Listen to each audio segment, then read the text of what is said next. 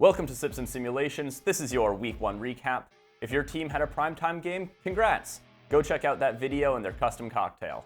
This video is for everybody else who had to scour high and low to find their team because they got crammed into a 1 o'clock or 4 o'clock time slot. We've got 12 matchups to get through today, so without further ado, let's crack into it. This week's beer is the Bask DIPA from Basic City Brewing, clocking in at 7.6% ABV. It's a really solid double India Pale Ale in my opinion, with all of those tropical, citrusy flavors from the hops without having to rely on any overpowering artificial flavors. Super smooth as well, just like this transition into our first game of the week, Atlanta versus Tampa Bay. Alright, an NFC South matchup to start us off. Buccaneers have been on top of this division since 2021, but Falcons are coming for that crown. Unfortunately for them, Tampa Bay's defense came out swinging, getting an 8-yard sack on Penix in the very first play of the game. Their offense was also rolling, as Baker connected with Godwin on a slant to put them up 7-0. Also, I know Godwin probably isn't going to play until October, but I didn't know that when I ran the simulation. In the second quarter now, Baker, play action, wanted Godwin, but Divine Diablo jumped the route, giving the Falcons the ball and great field position. That eventually led to this red zone 2nd and 11, where, after getting bored of just standing around in the pocket, Michael Penix just takes off and scrambles in for a touchdown, completely untouched. The Falcons' defense managed to force the Buccaneers to punt the ball back, at which point Michael Penix turned into prime Mike Vick. First up, a 14-yard scramble. The very next play, Vita Vea is coming for you, so you better get out of there and casually scramble for 21 yards into field goal range. A minute later, they're on the 3-yard line. You know what that means. Bijan's getting the ball, bouncing it to the edge, and taking it in for 6. That sends us to the half with the Falcons up 14-7. However, the Buccaneers wouldn't stay down for long, as a miraculously recovered Chris Godwin catches this speed out and takes it in for the tying touchdown. Hey, we've had one Michael Penix touchdown, but how about a second rushing touchdown for the lefty? That puts the Falcons up 21-14. End of the third quarter, hey fuck it, Drake London down there somewhere. London mosses Jamel Dean, who then whiffs the tackle, letting London take this pass in for a 75-yard touchdown. Buccaneers might be down, but they're not out yet, as Baker connects with his tight end Cade Otton to make this a one-score game. 2 minutes left in the fourth quarter, the Buccaneers are back in the red zone, looking to tie this game up, and they do! Baker finds Mike Evans on a curl route, making it 28-28 with just over 2 minutes left to play. And despite opening this drive with another huge sack, 2 plays later, the Tampa Bay defense completely busts their coverage, leaving Darnell Mooney streaking wide open on the sideline, bringing home the game-winning 75-yard touchdown. Falcons win 35-28 in Madden. However, the Monte Carlo sim favors the Buccaneers, predicting a 21-18 Tampa victory. Next up, the battle for Ohio. The Browns got off to a really nice start in this one, with Jerome Ford taking this kickoff all the way to the Bengals' 45-yard line. However, in true Browns fashion, they somehow failed to even get a field goal, and instead the Bengals opened up the scoring with a 13-yard Chase Brown touchdown. In the second quarter, Bengals go to the air this time, welcome Noah Fant to Cincinnati. To give you a sense of how well the Browns' offense has been functioning so far, they were at negative 11 passing yards after that Bengals touchdown, in comparison to the Bengals' 119 yards. However, the Browns keep a 7-man protection to stave off the 4 Bengals rushers, which buys Flacco 7 seconds to throw and finally connect with Deontay Johnson for 30 yards. And the Browns managed to cap that drive with a rushing touchdown, making this a 7-14 game. However, that gave the Bengals just enough time to march down the field, with Chase Brown adding a passing touchdown to his stat sheet. Third quarter, Burrow rips the deep ball, and despite T. Higgins being double covered, neither defenders seemed to know where he was, letting him easily haul in that 36-yard touchdown. The game's not over yet, though, with Flacco connecting with Jerry Jeudy for a short touchdown, making it 28-14. And then in the fourth quarter, Judkins put some moves on to run it in from 22 yards out, and suddenly this is a one-score game. The Bengals offense was unable to put this game to bed, so that brings up the Browns' final drive, 4th and 11. Flacco hits Tillman on a nice curl route, but it's just short of the sticks. Bengals win 28-21. The Monte Carlo sim had a similar prediction, 22-16 Bengals victory. Colts versus Dolphins. One thing to get out of the way early with this one, when I recorded this, it was still a QB battle between Daniel Jones and Anthony Richardson, so I made the same assumption Madden did, that the Colts would go with Richardson. Obviously, the Colts actually decided to go with Danny Nichols instead, so just consider this an alternate reality. That decision looks like a smart one in the simulation, as on the opening drive, Richardson throws an interception straight to Minkah Fitzpatrick. The Dolphins move the ball all the way to the edge of the red zone before a blitzing safety sneaks past the entirety of the Dolphins' O-line and avoids Tua's notice, forcing the Dolphins to settle for a field goal. So if you're the Colts, and you can't trust your QBs, what do? You put the ball in Jonathan Taylor's hands and let him work his magic, dodging 2 Dolphins defenders and taking the screen 54 yards. A few plays later, first and goal, no need to have Richardson throw it when he can just stroll on in for a touchdown. Skipping basically the entire second quarter because nothing interesting happened, Dolphins decide to get the ball to Achane on a screen where he freezes his defender with a stutter step, bounces off his blocker, and somehow sneaks this one in for a 19-yard touchdown. After sitting on their hands for all the second quarter, the Colts offense somehow managed to move the ball all the way down to the 7-yard line in 30 seconds, setting themselves up for yet another Anthony Richardson rushing touchdown. Colts lead 14-10 at the half. One huge Tyreek Hill catch later, the Dolphins are back in scoring position, making it all the way to the 1-yard line. Third and goal from the 1, and of course the Dolphins decide to get too fancy with it, eating a 10-yard sack and having to settle for a field goal. To be fair though, the Colts offense isn't much better. 4th and 2 in the red zone, Jalen Phillips is left completely unblocked coming off the edge, stuffing JT in the backfield. After an unsuccessful Dolphins drive, the Colts get the ball back, and this time the Dolphins defense is determined to force Anthony Richardson to beat them with his arm. Only rushing 3, keeping a QB spy, and eventually Richardson just implodes, throwing another interception to Minkah, making it twice the Colts have made it to the red zone and come away with 0 points. A long Miami field goal puts them up 2 with just over 5 minutes left in this game, and in true Anthony Richardson fashion, he decides to make the most of this opportunity to be a game winner by airmailing a 3rd interception to Minkah Fitzpatrick, letting the Dolphins effectively run out the rest of the clock en route to a 16-14 victory. This is one of the few games so far where the Monte Carlo sim actually believes in the offenses more than Madden, predicting an 18-17 Colts victory. Battle of rebuilding teams, it's Raiders versus Patriots. Both defenses started this game hot, limiting the offenses to a combined 3 points through the first quarter and a half of this game, before Geno Smith connected with Michael Mayer for a touchdown, putting the Raiders up 10-0. The Patriots wouldn't stay scoreless for much longer though, as Ramondre Stevenson buys just enough time on this play-action pass for May to find Kendrick Bourne on the out route.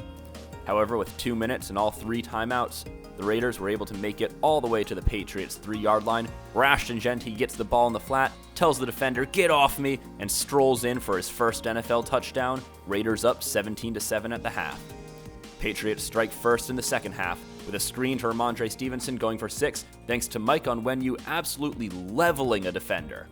Sadly, that would be it for the Patriots' offense in this one, as the Raiders proceeded to run away with it. Geno, shuffling, fires a dart to Brock Bowers in the front of the end zone, pushing the Raiders' lead back to 10.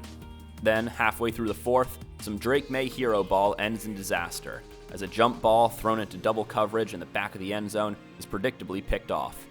From there, the Raiders would mostly just run down the rest of the clock, hitting one last field goal for a final score of Raiders 27, Patriots 14. The Monte Carlo sim sees this as a much closer match, but ultimately still sides with the Raiders, 19-18.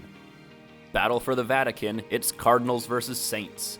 Cardinals open the scoring with a field goal in the first quarter, but in the second quarter, Spencer Rattler finds Brandon Cooks for a big 37-yard pickup.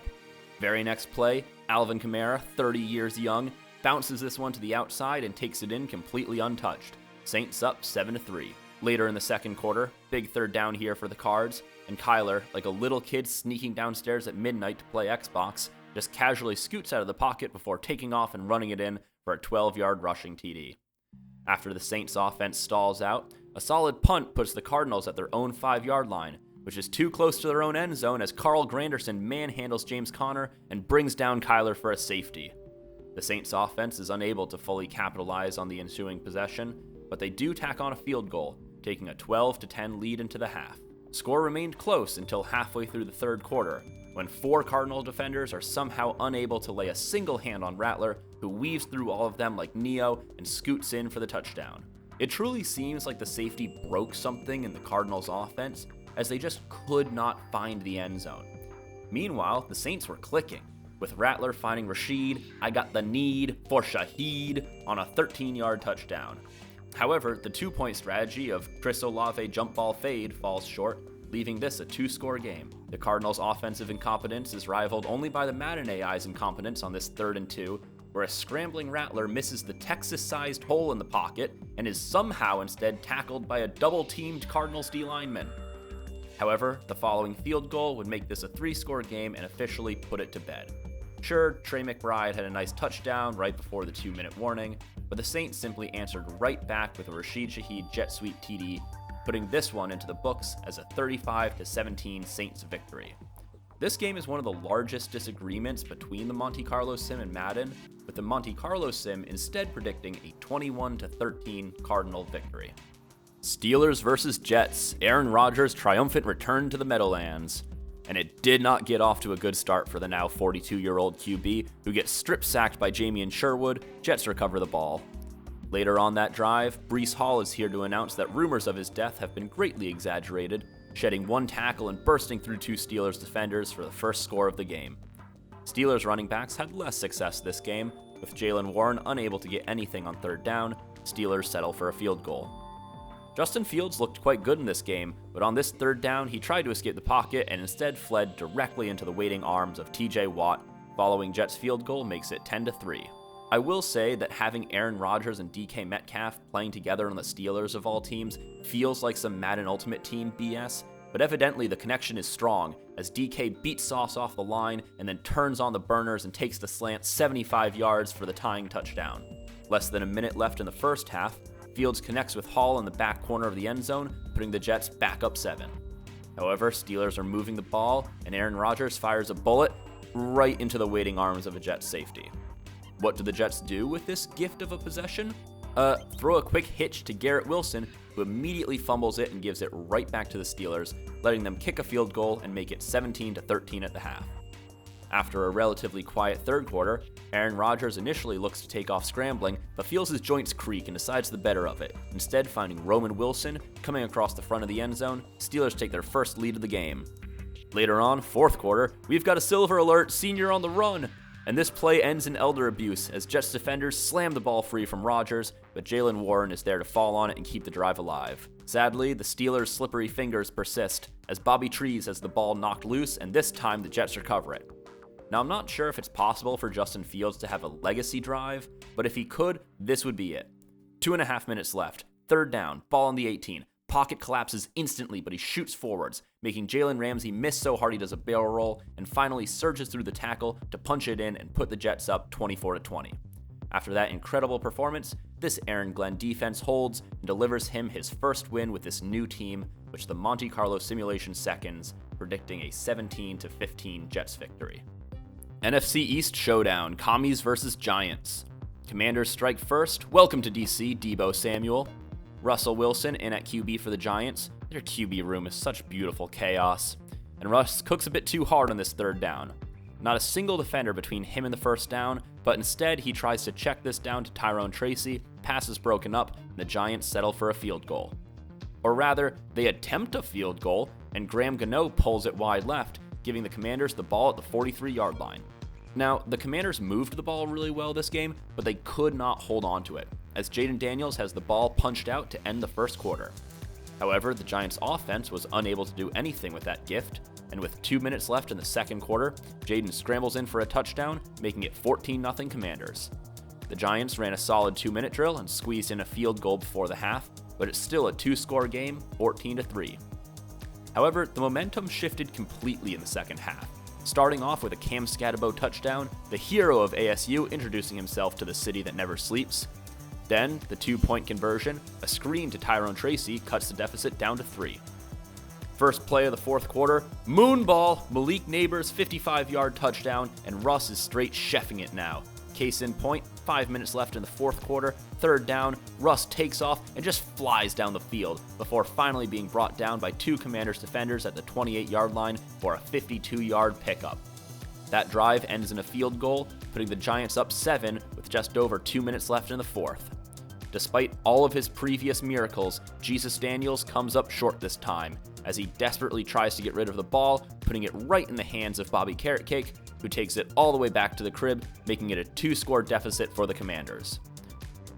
One last attempt to salvage this game, Jaden easily picks up the first down but fails to slide, instead getting dog-piled by Giants defenders and losing the ball, letting the Giants run out the rest of the clock, ruining the Commander home opener with a 28-14 win. Meanwhile, the Monte Carlo sim predicts pretty much the exact opposite, seeing a 23-14 Commanders victory. Oh god, okay, Jacksonville versus Carolina. Not much to see here, folks, so it's actually a good opportunity to explain some of the other adjustments I've made to Madden to make it more realistic. So obviously there's all of the different stat sliders that you can adjust, like tackling and QB accuracy, and while those have been adjusted, they don't really affect how the AI actually behaves. Apparently, the sliders responsible for that are the penalty sliders. So for example, having block in the back penalties turned on will help the AI maintain the pocket better. Now, one of the penalty sliders that's turned off is roughing the kicker, which you can see on this blocked field goal by Carolina, where Cam Little has his shins absolutely smashed. Halfway through the third quarter, we finally get the first touchdown of this game, as Travis Etienne takes 31 yards, putting the Jags up 7-6. At the end of the third quarter, Bryce Young takes the most difficult route out of the pocket and then dives into the end zone, taking an absolute nightmare rib shot for the trouble, but hey, 6 points is 6 points. On the following 2-point attempt, the entire Jags defense falls for the screen, letting Chuba Hubbard jog in untouched, Carolina back up 14-7. Here, this set of plays from halfway through the fourth best sums up what this game was like. 4th and 4, Panthers going for it, Jags send the house, letting Jordan Lewis sneak around as a free rusher and get the sack. Bryce Young didn't know what hit him. On the very next play for the Jags, Trevor Lawrence confidently slings the ball directly back to the Panthers, giving them the ball basically right back where they started. And while a nice stop on third down did prevent the Panthers from just running out the rest of this game, the ensuing field goal effectively iced the game, resulting in our lowest scoring matchup of the week. Panthers win 17-7. As a result, this is also one of the very rare games where the Monte Carlo sim predicts a higher scoring outcome, actually predicting a 20-20 tie between these two teams. Finally done with the 1 o'clock games, we move to Denver for Broncos-Titans. After a quiet start to the first quarter, the Titans are actually the ones to open the scoring on a 7-yard Tony Pollard rushing touchdown. Denver moved the ball well, but a certified overthrow is snagged by a Titans defender who honestly seemed surprised to even be seeing the ball. Titans offense failed to add any points off that possession, but another overthrow halfway through the second quarter forced the Broncos to settle for 3. Titans' next drive ends with a Cam Ward deep ball into double coverage falling harmlessly to the ground. Titans hit the field goal to make it a 7-point game. However, the Broncos answer back quickly, with a strike to Marvin Mims tying the game back up at 10 apiece. The Titans had all 3 timeouts though, letting them make it down to the Broncos' 6-yard line, where, since the Broncos are in man coverage, nobody's there to stop a scrambling Cam Ward from putting the Titans up 17-10 at the half. First drive of the second half, J.K. Dobbins proves he still has plenty of juice left in the tank, hitting the edge, shattering the safety's ankles, and then turning on the Jets to outrun the pursuing defender, tying the game with a 57-yard rushing touchdown. After giving up 17 points to a rookie QB in the first half, this vaunted Denver defense finally locked down, with Pat Surtain hauling in his first interception of the season on a ball intended for Van Jefferson. Denver's offense managed to move down into field goal range before stalling out, but giving them the first lead of the game, 20-17. After falling short on a third down QB sneak, the Titans also chose to kick the field goal, tying the game at 20 apiece, where it would stay until the very end of the fourth quarter. 50 seconds left, 3rd and goal from the 1, nicks to the fullback Michael Burton. With no timeouts, Titans simply didn't have the time to answer. Denver wins 27-20. Monte Carlo simulation largely agrees, foreseeing a 17-14 Denver victory. A classic West Coast showdown up next, Seahawks versus 49ers. CMC looked like he was back to 100% in this one, opening things up with a nice 32-yard run to set up a 49ers field goal. After a scoreless first quarter for the Seahawks, very first play of the second quarter, Sam Darnold to Cooper Kupp, 18-yard touchdown. Later on, 2 minutes left in the second quarter, Seattle back in the red zone. Sam Darnold and empty hits K9 on the in route. Seahawks go up 14-3. However, the 49ers put their timeouts to good use, making it all the way down to the 8-yard line with 16 seconds left. Brock Purdy finds CMC on the angle route, making it 10-14 at the half. Following a scoreless third quarter, the Seahawks managed to add one more field goal, which would prove crucial as the 49ers managed to make it all the way to the 9-yard line with 3 seconds left. Brock Purdy motions CMC out wide, drops back, and finds a wide open Brandon Ayuk for the game-tying touchdown. I know he's on the PUP list, blame Madden. Also, I know I said game-tying touchdown, but instead of kicking the extra point, San Fran decides to end the game right here, right now, and I think this ball is intended for Juwan Jennings, but it bounces off a Seahawks defender and hits the ground. Seattle wins 17-16. This game is probably the most in agreement with the Monte Carlo simulation, which predicts an 18-18 tie between these teams. And that finally brings us to the Lions game this week. Huge matchup between the Packers and the Lions. The Packers strike first in this one, with Jordan Love getting this ball away a tenth of a second before Hutch brings him down, connecting with a well-covered Christian Watson in the back of the end zone. The Lions attempt to answer with this beautiful fade from Goff to Demo, but sadly his foot was just barely out of bounds, forcing them instead to settle for 3. However, Monty would get his opportunity again halfway through the second quarter, catching the ball in the flat and taking it in for 6. However, 5 minutes later, the Packers would retake the lead on a Jordan Love scramble, beating the blitz and putting the Pack up 14-10. With 6 seconds left in the half, the Lions elected to attempt a 65-yard field goal, which Jake Bates strikes cleanly. It's got the distance and doinks off the upright. No good. But God, how sick would that have been? Thankfully, we've got another half of football, and the Lions open up scoring this time on another David Montgomery reception as he simply outruns the defenders, doing his best Jahmyr Gibbs impression. Following possession for the Packers, Jordan Love, under pressure from Hutch, ditches this ball directly into Anzalone's hands, who's brought down at the Packers' 20-yard line. This play actually reminds me a lot of one from the last time the Lions and the Packers were playing in Green Bay. Love, it's picked up, now rolling out for the first time, and he throws an interception! It's picked off all the way down, and scoring for the Lions, it's Joseph! Sadly, after some uninspired red zone play calling, the Lions elect to kick the field goal, going up 20-14. And you know it wouldn't be a Dan Campbell game without going for it on 4th and 1, however Decker absolutely flubs his block and the run falls short. The defensive stops really seemed to get the Packers offense back into this game, as Love somehow connected with a triple-covered Dobbs in the back of the end zone. With 3 minutes left in the game, things go from bad to worse for the Lions, as Jared Goff loses the ball on a rare scramble, putting the Packers in great position to ice this game. However, the Lions defense holds strong, limiting the Packers to just a field goal and putting the ball back in the offense's hands with just under 2 minutes remaining. And a few plays later, it all pays off, with a huge Amon-Ra reception going the distance, 61 yards untouched, putting the Lions back in the lead 27-24. With all 3 timeouts remaining, however, the Packers were able to move the ball down the field before finally finding rookie Matthew Golden on the crossing route for the game-winning touchdown. Cardiac Kitties dropped the first game of the season as Packers win 31-27 in this absolute roller coaster of a game. The Monte Carlo simulation agrees that these teams are very evenly matched, but gives Detroit the slight edge at 20-19. And that brings us to our final game for this Week 1 recap, Rams versus Texans. Texans got this game going as Stroud realizes that there's absolutely nobody to the left of the pocket and simply rolls left and strolls in for the score. On their very next drive, they follow that up with an incredible run by a miraculously healthy Joe Mixon, who makes 3 defenders all tackle each other instead of him spinning free for a 53-yard touchdown. Second quarter now, and Stafford throws a dart to Devontae Adams, who makes a great diving catch to haul in his first TD as a Ram. The Texans' offense was absolutely firing on all cylinders this game, with Stroud finding Christian Kirk for a huge 65-yard reception, setting them up in scoring position. 2 plays later, they pay off that massive catch with a quick throw to Brevin Jordan, who is on IR, so just pretend that that's Cade Stover. The Texans tack on one more field goal before half, going up 24-7 on the Rams in what has just been an absolute clinic.